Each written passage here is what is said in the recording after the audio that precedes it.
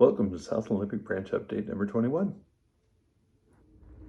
I removed and set aside the backdrop and all the scenery items that I had in the river area and trimmed up that a little bit so that it matches the front end of the layout a little bit better, and then painted the other two pieces that I made for this industrial area up here. I like that. Now I gotta put all that crap back. Well, after it dries. There's times when using a paint roller is the best brush for a job, and then there's times when using a paint tray is just more than you need. Spending a little bit of time tonight working on the fit of the turnout that's right next to the bridge. I glued down the quick stick the other night and I let that dry, and then I've laid in or just set the turnout there, trimmed off some rails, and next I'll have to take it out, do the classic gapping for electrical, and solder on a feeder wire for the frog.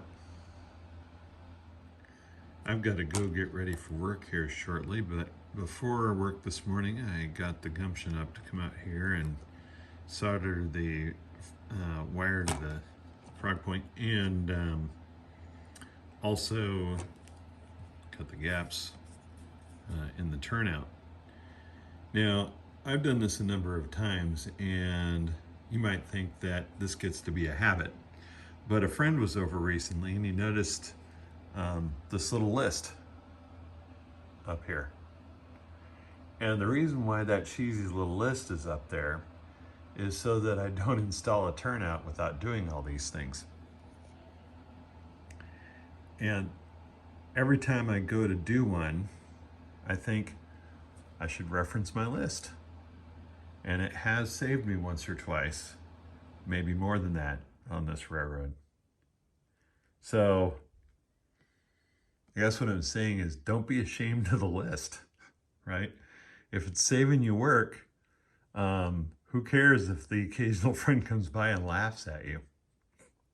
I've laughed at him too, so, we share some laughs. And I'm working on some pine trees that I saw in a Luke Towan video.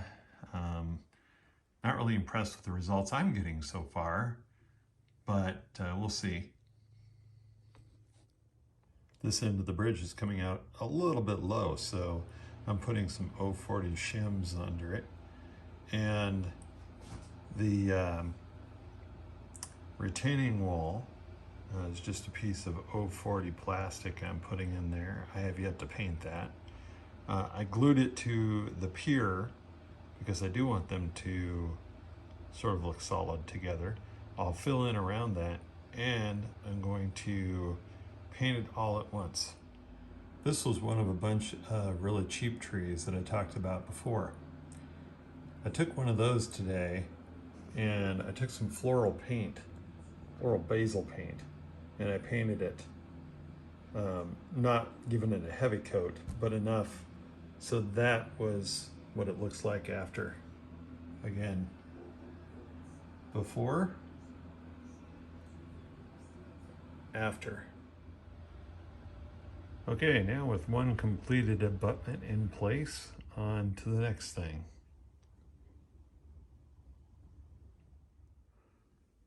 Put some more cork down last night as I worked my way around the end of this end of the peninsula and get the railroad going back over there. Now you'll notice this isn't bridge track. And the thing is, I find bridge track pretty annoying. I do like the way it looks. The thing I find annoying about it is that it's not very flexible and it's kind of expensive. So, and you won't often hear me bitch about the cost of stuff because this is a hobby after all. But that particular thing is just a truth to me. So what's going to happen is I'm going to make sure the alignment is where I want it to be. And then I'll come back and add bridge track to this later. As a matter of fact, I'm not even gluing down the track over here. I'm just using the old track nails to hold it in place until I've made sure I've got things where I want it to be.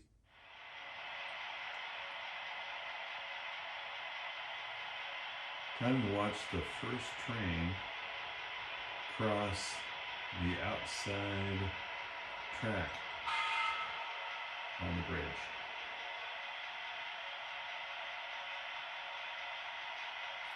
Can't go too far because the track doesn't really go beyond that much, but there you go.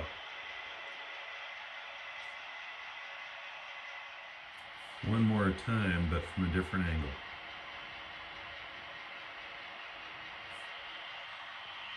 Kind of have a thing for bridges in case you couldn't tell.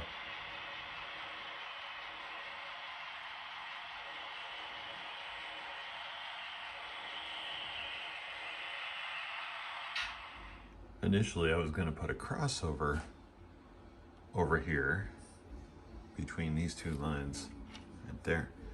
I decided I'm not going to do that since I've got the crossover on the other side of the peninsula, and it's just going to be a really long switch lead for the yard, which is over here.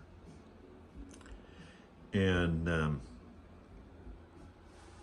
so I'm taking out the cork, scraping it up, and then of course the line will swing around, both of them actually, and meet up with where you see that track poking out here. That's the other side of the peninsula. I set down a piece of track over here, and I looked at the other piece of cork I had glued down right here, and I realized that that was going to make for kind of a, well, kind of a kink right there if I left that curvature there. So I took that up too, and now I'm experimenting with where I want the curvature to be to get me over there. So that first side is glued down, and I'm about to lay down this other side. So I need to pin this down, and I'll just work my way down here. There's already Eileen's tacky glue kind of holding it in place, as you can see. I'm gonna slap this final piece into place, and yeah, would you look at that? Something I'd heard of but hadn't really noticed or ever seen. This piece of cork is a little bit wider than the other piece of cork. I'm not too worried about that because after I put ballast in there, it's not going to show up. Putting in a ramp over here, and as you guys can see, I pulled all the pins out of that cork over there, and the track is basically kind of laying there. It's not really secured yet. But I put the ramp in there because the track is going to come down and then meet up with that end of that track you see down there, which also is not exactly where it will be.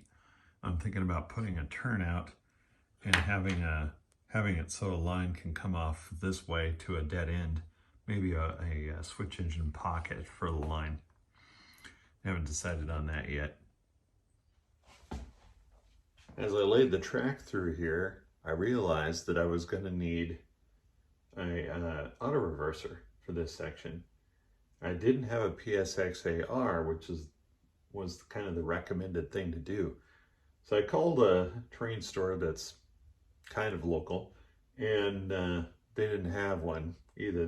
They said they just had the Digitrax AR1, and I thought, well, I have one of those. But I'd heard some so-so things about it. So I decided to get it out and try it out. And it's a fairly simple beast, you know, wires in, wires out.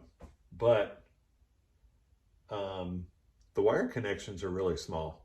So I can see why a friend of mine really didn't like that thing very much, because I've got a reversing section that's probably like 12 feet long, and I'm going to need multiple feeders, and running them off, you know, 22 gauge wire on that doesn't really float my boat. So I've got it sort of done with a short section of thinner wire, and, you know, fed right into some thicker stuff. But I'm going to be ordering the other thing. It'll just take me a bit to get. So now we're going to watch 1002 cross the bridge again, and this time we're going to keep on going.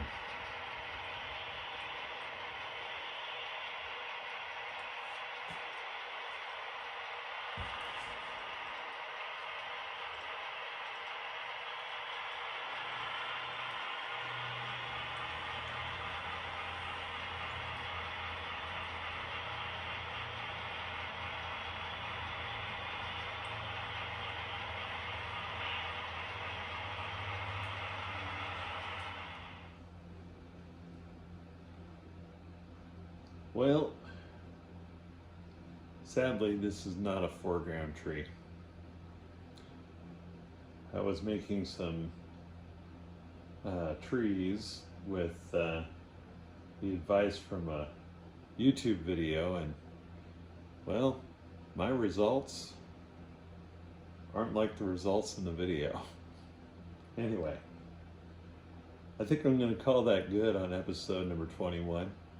Hope you guys enjoyed it. Stay safe out there, and I'll talk to you soon.